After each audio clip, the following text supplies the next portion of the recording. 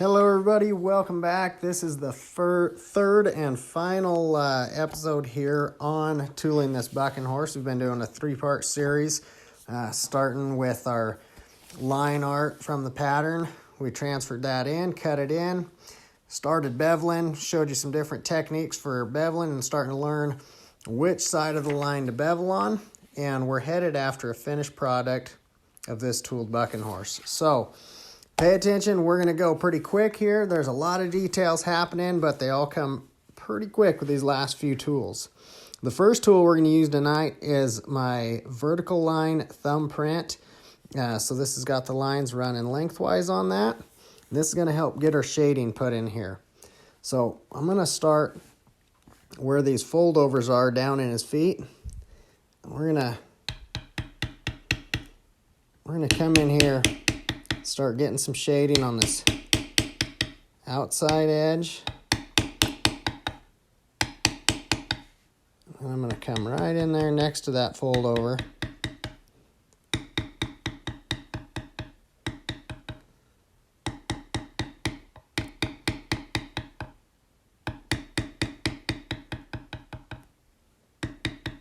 There we go. Help shadow that over. You can see it folded over there now. Touch just a little bit off in there, give some definition. And we're going to roll right on here. Appreciate you guys taking the time to jump on here. Hello. If you find value in what we're doing or entertainment or think it's helpful, if you're a tooler, please feel free to share this out. I'd like to try to impact as many people as we can with this. So feel free to ask questions as we're going if you have any questions as far as the tooling goes. I'll try to answer those when I'm on here live as we're going. I guess you could ask questions outside of the tooling as well. I don't know that I'm going to be able to answer all of them, but I'll give it a go anyways. I'll give you an answer. I just don't know if it'll be the right answer. Okay, working on here. Hello. John, snowy Joseph, Oregon. Is it snowing on that side of the mountain? We had some storms rolling through here today, but sure it wasn't cold enough to do any snowing here. Okay. Getting some more of that shading just as we're working up the legs there. I'm going to come back down here.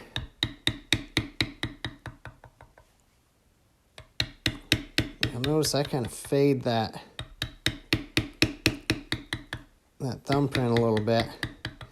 And I don't hold that tool straight up and down because I don't want a full tool imprint. I'll tip it up and roll it a little bit to help soften that edge as I'm moving that down there.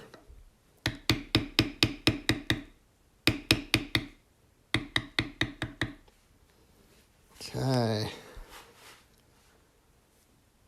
Hello. Chihuahua, Mexico. Awesome, man. I'm probably butchering how you say it, but I love it. Thank you for jumping on and joining with us here. I love how far we reach out here with social media.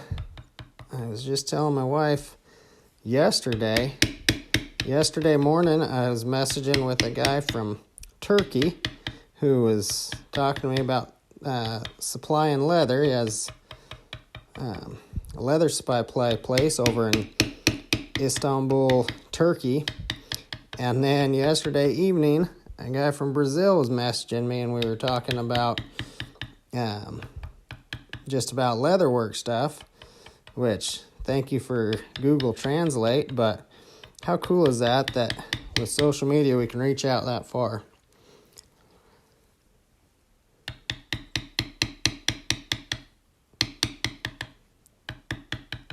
John, the Weaver Beveler. I did not get you a part number on that. I apologize. I did see somebody had commented on there, told me that they were out of stock right now.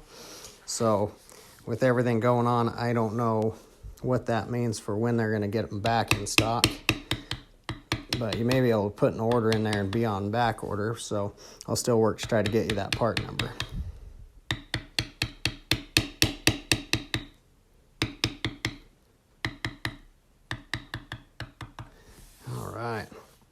Look at there, we're getting some shading coming together here. Hello, Kelly from Las Vegas. How are you? I bet old Vegas is a tad bit different right now with everything shut down. That's crazy.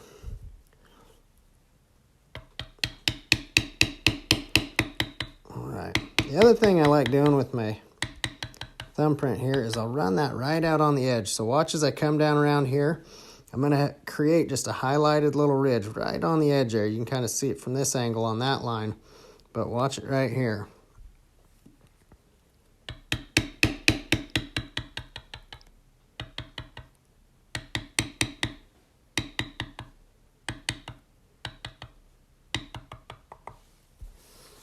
John, does Adam still have their ice cream social? You know, John, I don't know. I'm not social enough to get invited if they do, I guess. Too much time hanging out in the shop. No, honestly, if they do, it's probably, I would assume during the summertime on a weekend when I'm gone at one of the bull ridings or something, or one of the rodeo Bible camps, so I couldn't say for sure. All right, rocking right along there, getting some shading going.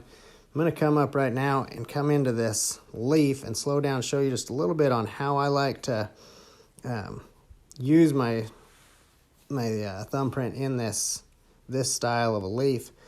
I'm going to turn this and use it as a leaf liner and come right on the outside of that line that we had beveled into the center there.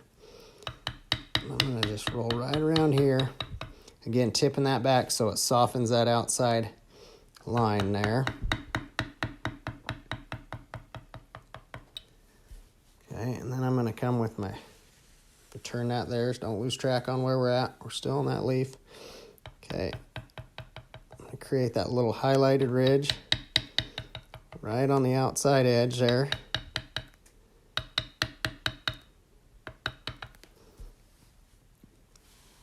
Okay, and then I'm just going to come in this bottom one here.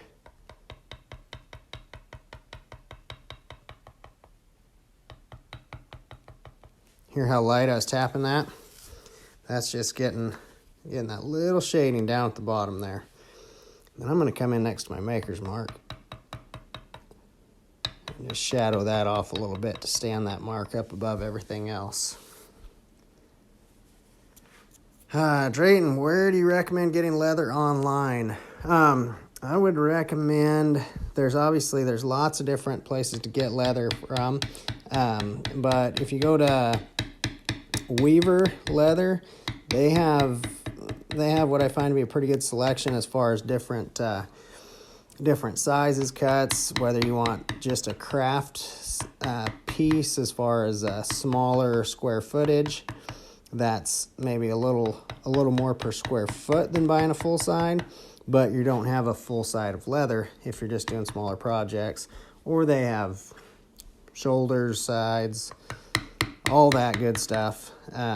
But you can use promo code JOE10, JOE10, and save 10% on anything you order there, your entire order. So if you don't already have an account with them, you're welcome to use that code and save a little bit of money that way.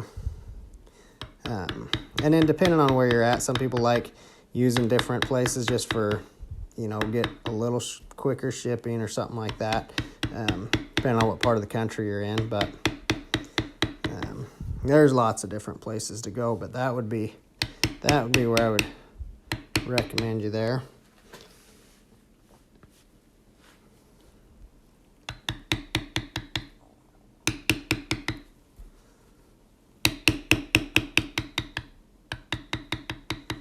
Watch, everywhere I'm using that, I'm trying to get right out there with that highlighted little ridge. If I bring it back too far, like let's see, we'll go right here.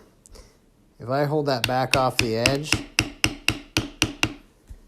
it really looks like a tool impression and doesn't have much flow right down in there, right? So that's why I recommend getting that out there. That's why I like to get that out there next to that edge anyways. All this stuff I tell you guys, it's right, wrong, or indifferent, I don't know. It's how I do it, and it's what works for me. So take it with a grain of salt and try it out, and hopefully some of these tips and tricks will pay off for you. You can get something out of it.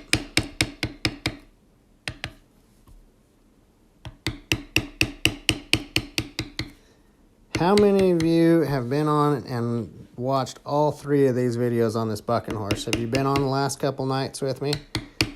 I'd be curious to see on that. Comment down below 3 for 3 or something like that. Let me know.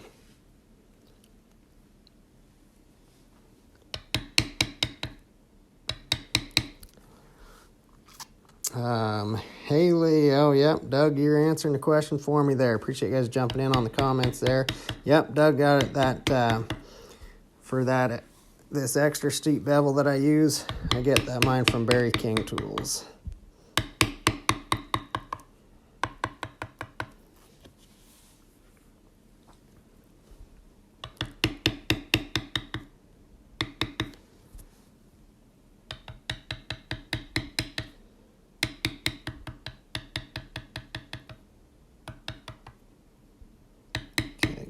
Here where that's folded over, we'll get right up in there and get that shadowing. There we go. All right, 3 for 3, all of them, 2 out of 3, just right, just right.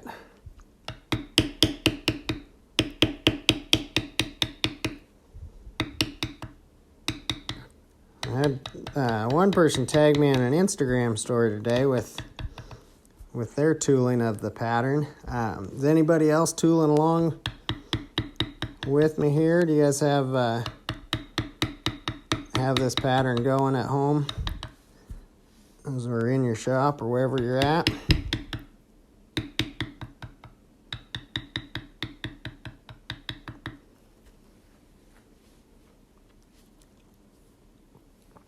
Miss Monica, 3 for 3, awesome.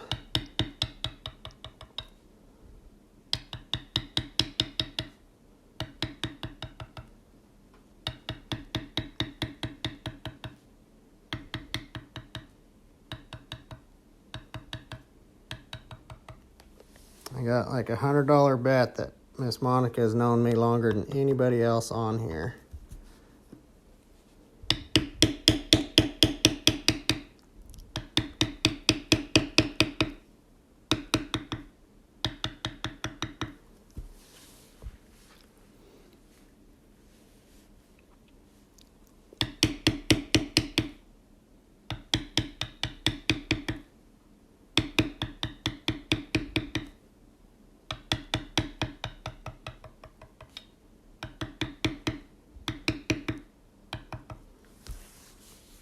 Okay, Trenton, you're essential, so you're still out working. What do you do? Where they have you marked as essential? Where are you located at? What are you doing? Hello. Thanks for jumping on. I see some of you guys new just joining with us.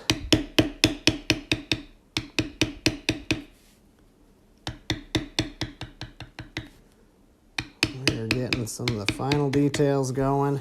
Getting just about done with this shading. A few more areas to go. And then the last few tools are going to fly by. But we're going to get down to my favorite part, the very last part where I go to do the decorative cuts. That's when we can get that final little touch of life added to it.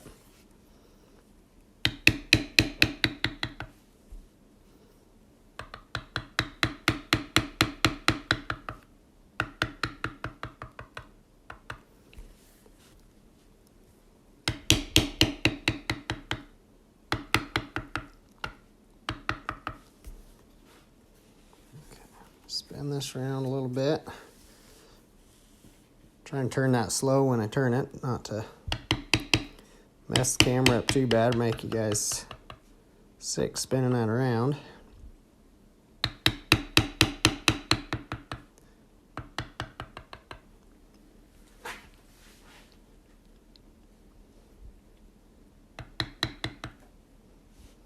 Oh yeah, Trenton Money Services. There you go. Keeping that money rolling. Good.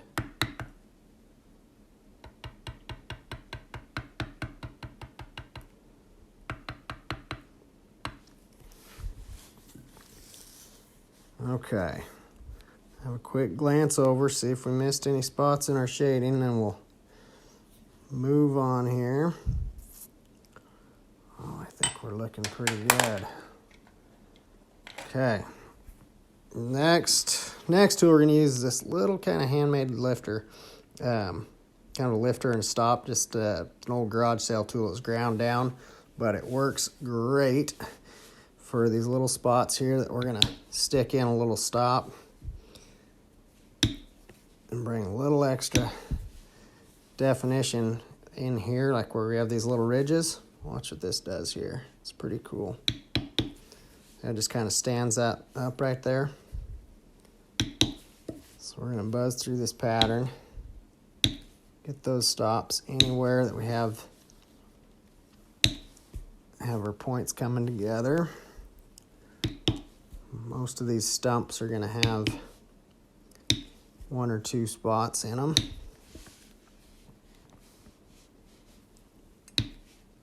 And right out there, the outside ridges on that leaf are going to do the same thing.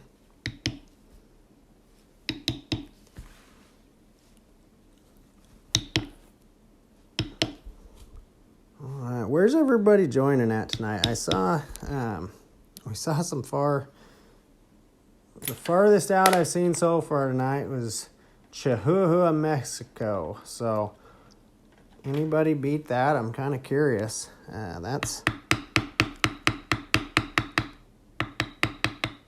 know we get some from way up north and over across the pond in Europe and Australia. So love to see where everybody's coming at tonight. Okay. This little guy that I'm going to use is a round checkered bevel. And that one, anywhere these foldovers are, start down here where you can see a little bit better. If I can do it without kicking the camera here.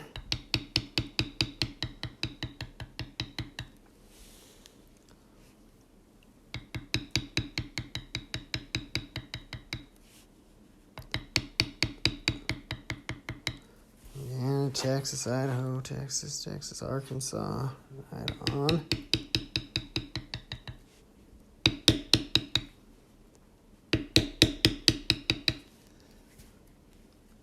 Watch this. This is really cool. Dan, heck yeah, Pendleton, you might get an award for the closest. Okay, right in here, check out where this little round bevel, what this is going to do. I'm going to come in here. See that extra depth that adds in there? Quite a bit. Same thing right in here too.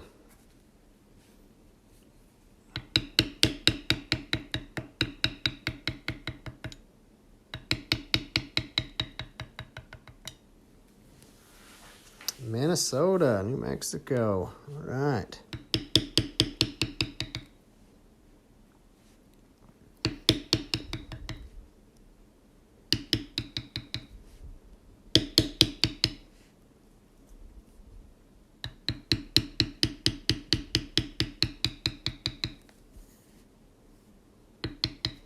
Now when I come in on the inside of this curve, it's gonna kind of mash down that bar grounding a little bit, as you can see. That's why I usually don't do my bar grounding until the end. But like we talked last night in the video, sometimes that can be helpful when you're trying to sort out where your lines are, so you can see what's background and what's not. And so that's why I went ahead and did that last night to show you where we were there. Oops. But the reason I don't typically do that ahead of time is because of that, hitting those bar grounders down when I come in with this tool here. Hello, Michael, down in Cooper, Texas.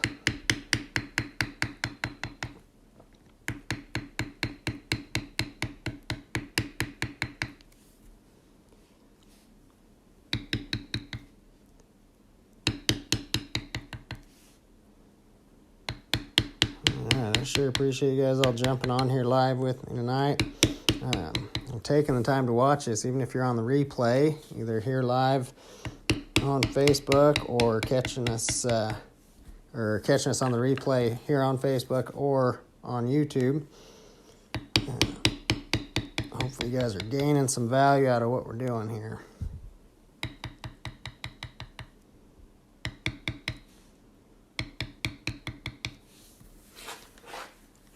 All right. Now, this is going to lead me into small little mule's foot. And the reason that leads me into there is because most of the places where I've put that little stop, that first stop in, I'm going to come in with about 2 to 3 of those little mule's feet. Now I don't do that like here where I put it in just the middle of the ridges. I won't come in there. Only where it's a stop at the end of one of these stumps.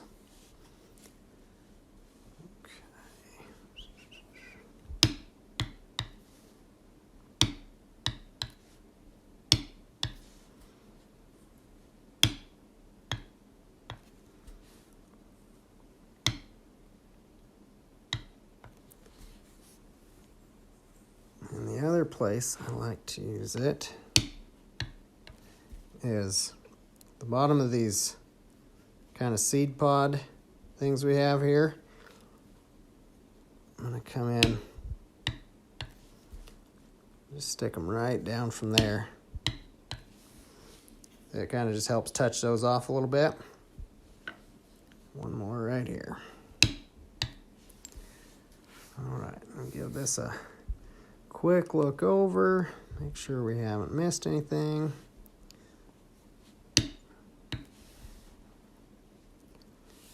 And we're looking good with that one.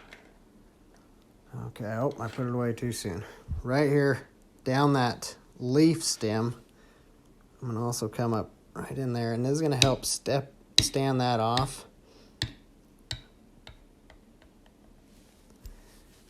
So that separates that and makes it look a little bit different than the rest of just these regular vines coming off of that main branch. Now with a little Vayner, the small little Scallop Vayner,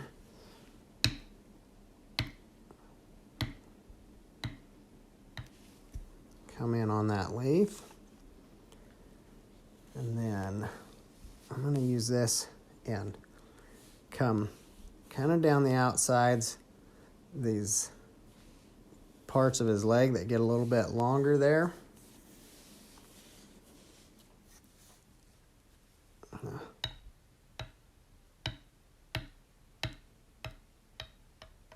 Help stand those out a little bit.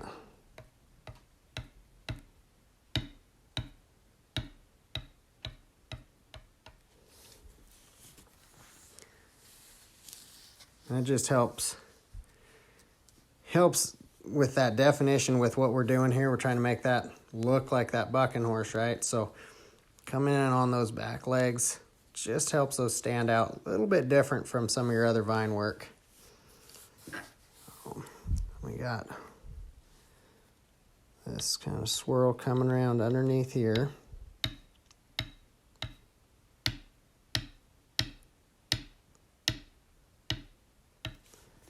Touch off with that as well, coming off the shoulder of that horse.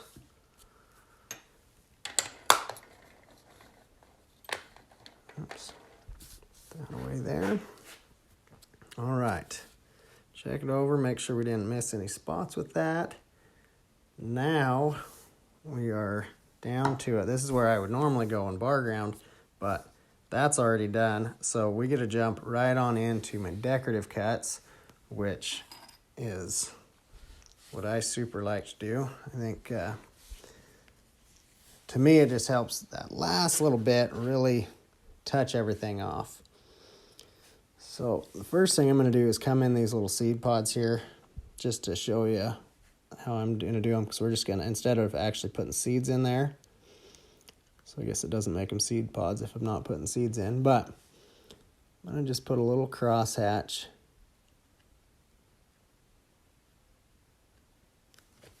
with that knife. And we're going to do the same one down here.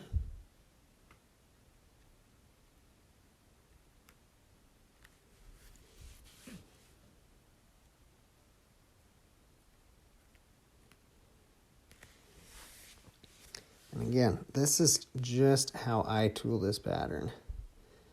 I know there's other ways to tool it because I've seen you guys share pictures with me of it. Everybody's going to have their own little take on it. Everybody's going to kind of develop their own style with different things. But I just want to help give a little bit of an idea if you're unsure on what you're doing.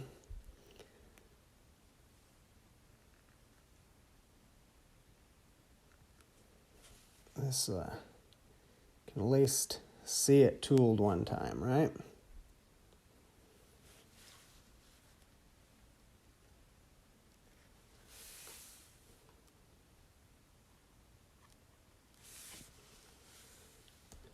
Okay, we're getting up away from the camera there. Try to work my way back down. See a little bit better. I dropped that camera down a little lower here. In part 2 of this series, we had a little bit of trouble going in and out of focus, which I'm hoping that's been alleviated tonight and hasn't been too bad. I haven't noticed any comments on it. How is the focus been? Has it been okay? Decent video quality so far tonight? I always appreciate the feedback you guys give and let me know little things that we can tweak and help on. I want to try to give you guys the best view possible with what we're doing. And so I try to get this camera to where you're seeing maybe not necessarily the mallet hit the tool, but I want you to be able to see what the tool's doing right down in the leather.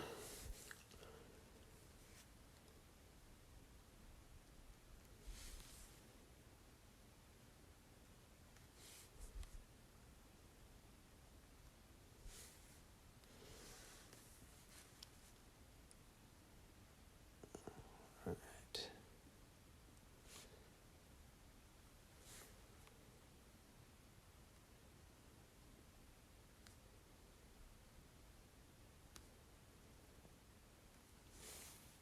Now, if you guys have, any of you are in the online drawing course, we talk about some of the invisible lines that we draw to, and those are going to be some of the same ones you'll recognize where we're pulling these knife cuts to as well.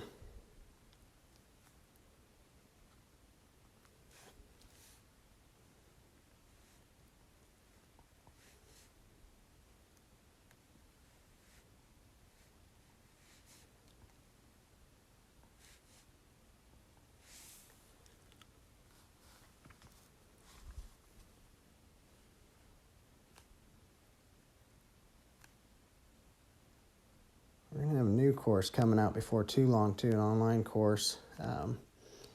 Be not just the drawing, but it'll be actual tooling.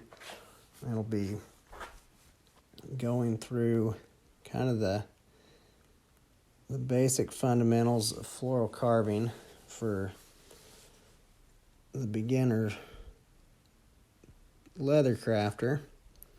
And if you're interested in that, be sure to be in the 23 plus crafters community, and that'll make it to where you will be the first to hear about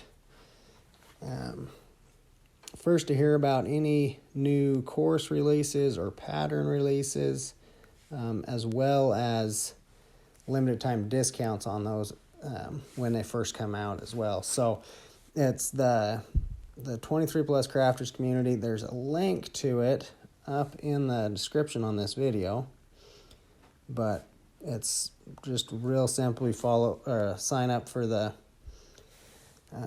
email list, and I am too busy working to bother you with a ton of emails, only when pertinent information's coming out. So that's what that's for, as I know some of you guys that are always following along here and really enjoy getting more content and some of the tools that we offer. I want you guys to kind of get rewarded for that, for following along with me and be able to get some discounts and be the first to know and all that cool stuff. So if we come out with a new specialty pattern like this and you get it first and get to go out and tool it first and post it, then that's kind of cool too. So, oops, try not to hit the camera there too bad.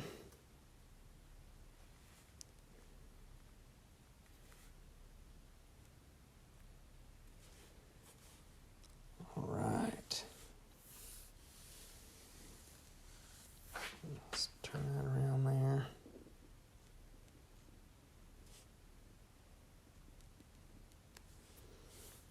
We'll cross hatch the bottom of that. Okay. I think we have it here. I'm gonna take our camera out of here so we can get a little better view on it. There we have it. The tooled bucking horse specialty pattern. So again, going from our line art all the way through in the 3-part series. If you have missed there's what it looks like all dyed up. But if you had missed the first 2 videos, be sure and jump on there, check those out. We go through and break it down, give you a guideline on how to figure out your beveling lines, which way to go on them. Sometimes it can be a little bit of a, be a little bit of a mess trying to figure it out from your line art. So I show you a couple tips and tricks in the earlier videos on that, and then work our way through there. If you have this pattern and have tooled it, be sure to shoot me a picture. I love seeing what your guys' takes are on it and what you get done. If you haven't got it yet but would like it, the link is also in the description on this video, so you can jump on there and get that. There's also a link to join the 23 Plus Crafters community, so you don't miss out on new patterns and courses as they come out. So thank you guys for following along. We're going to continue this series working through all the different patterns that we offer. So if you don't catch them live here on Facebook, you can always catch the replay. We're posting this whole series over to my YouTube channel, which is just under my name, Joe Mealing. So thank you guys. I appreciate you. Have a wonderful evening.